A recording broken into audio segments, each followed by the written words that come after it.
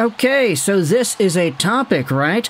This was brought up a few weeks ago, but I wanted to let it sit and just see what else is going on in the NHL before diving into it. And I think at this point in the season, we're talking about teams that are tanking, we're talking about teams that are bad, we're talking about teams that are going to get high draft picks, and teams that could build for the future. So, with that being said, let's go over to the Chicago Blackhawks and visit this article published by Nate Brown 2 weeks ago on Chicago Hockey Now.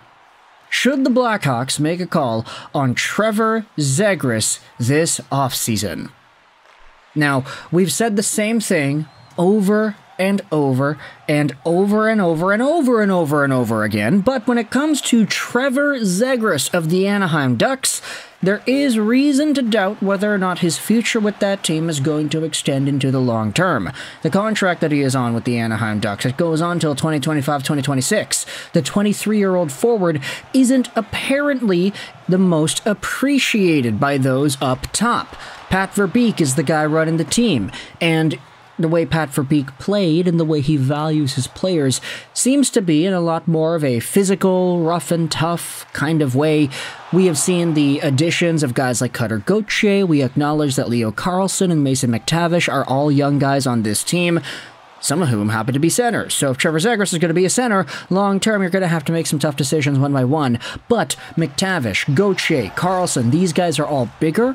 They all play more physical, they all play rough and tough, and these are guys that are speculated to be more in that Pat Verbeek mold compared to what a Trevor Zegras is, who is a lot more skill, a lot more pizzazz, a lot more flair, a lot more showtime, a lot more star power. Not really the same kind of run and gun tough enough type player.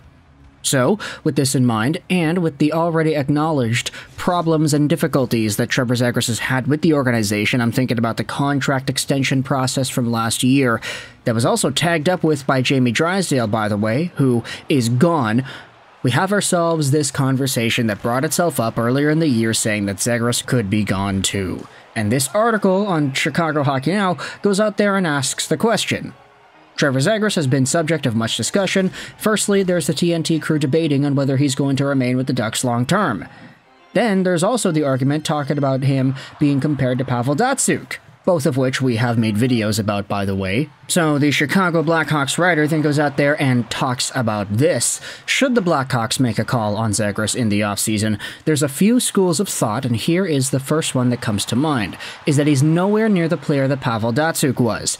His ceiling can be debated, but he's just a different type of player than Datsyuk. The Magic Man was a 200-foot forward from the start of his career, and the offensive magic that showed came a bit later as he and Henrik Zetterberg led the team.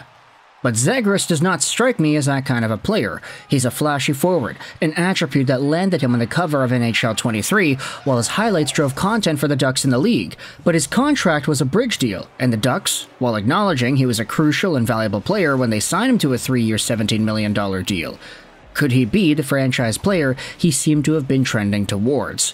Injuries have limited Zegras to just 24 games, and his production isn't on pace with what Anaheim or Zegras was expecting, but seasons disrupted by injuries have that effect, so this season is a wash. So, would Anaheim be willing to part with him? It's the million-dollar question. Zegras could play wing, and after seeing what Frank Nazar is capable of, by the way, he debuted the other night, scored himself a goal in his first shot, very, very nice, could create quite the top six for Chicago.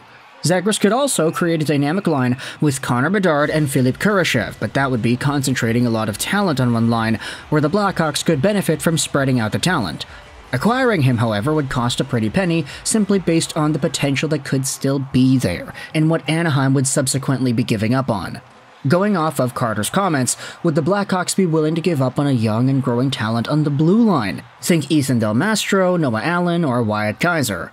Anaheim might even ask for Alex Vlasic, though that seems like a silly conversation given how good he's been for the Blackhawks. It would also likely include potential draft picks, or even some other prospects in a talent-rich pool. And so with this idea in mind, I wanted to explore what a possibility could look like if you had Trevor Zegras and Connor Bedard playing together. This duo could be one of the best we have seen in the NHL in a long time. I mean, you talk about the skills, you talk about the hands, you talk about the ability to make plays. Until Andrei Svechnikov scored his, what I believe is his third Michigan goal of his career the other night, The last Michigan goal we saw was Trevor Zegras and Connor Bedard, who pulled off Michigan goals on the same night. Pretty big coincidence, or maybe it wasn't, who really knows. But if both of these guys are on the same team, imagine how many times we could see a Michigan scored in the same game. Like, if this legitimately becomes a strategy where teams are acknowledging, okay, yeah, that's like a thing they can do. If you give them the space, it's not even just if you give Bedard the space, it's if you give both of them the space, they could easily punish you by flipping the puck back into the opposite side with their stick. Like, that's a pretty stupid reason, not gonna lie, to think about adding a teammate, but at the end of the day, it is something that I think about. It's what my mind defaults to, because, hey, these are what these guys are known for, right? Making beautiful plays and making beautiful dangles and dekes. But of course, there still would be a lot of good offensive potential for both of these guys to exhibit beside each other too, not just behind the net, but Zegras feeding passes over to Bedard, both of these guys being able to dangle their way, to create space, opening room up for the other guy to do their thing. It's a seemingly good combination, and of course, these two guys could become some of the best players in the Chicago Blackhawks' new era if it were to manifest. But at the same time, you talk about trade prices, and honestly, you talk about some of these guys, like, I know the Blackhawks have had their development, I know they have a bunch of guys that are going to be good. But Ethan Del Maestro, Nolan Allen, Wyatt Kaiser, these guys would not get the thing done. I don't think so. If you want to talk about defense, you're going to have to talk about, like, Kevin Korchinski or something like that. Trevor Zegras is still extraordinarily valuable if you're not going to depart with one of your forwards, which I could understand. Like, okay, you want to keep Kurashev, you want to keep Bedard, you want to play Bedard with Zegras. That's the entire point of getting this trade done. But Frank Nazar, for example, is the perfect type of buzzsaw caliber player that the Anaheim Ducks and Pat Verbeek would probably be looking for. You talk about the grit, you talk about the eagerness, you talk about the anticipation. Frank Nazar is a very good hockey player who can produce points while also being a pest. That is the kind of guy I think the Anaheim Ducks would be very much interested in a trade for Trevor Zegras. They have the right to ask for whatever it is that they want, because Zegras, as we know, is a pretty good player. I mean, he could be a 60, 70-point guy right now. In the future, he could be, let's say, an 80-point guy. If everything goes well, maybe a 90-point guy. Like, the sky is the limit here for a guy like Trevor Zegras.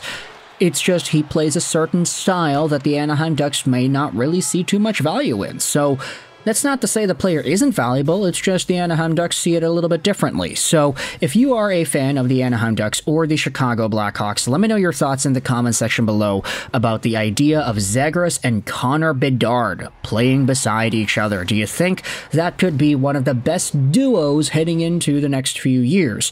You talk about the Matthewses and the Marners, you talk about the McKinnons and the Rantanens, you talk about the Petterssons and the Bessers, you talk about the Panarins and the Banajeds. Do you think Zegras and Bedard could be the next version of that heading into the long term? And what do you think gets a trade done between the Ducks and the Blackhawks to send Z over to the Windy City?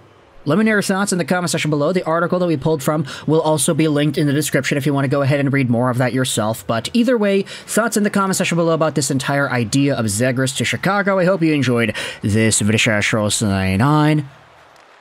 And bye.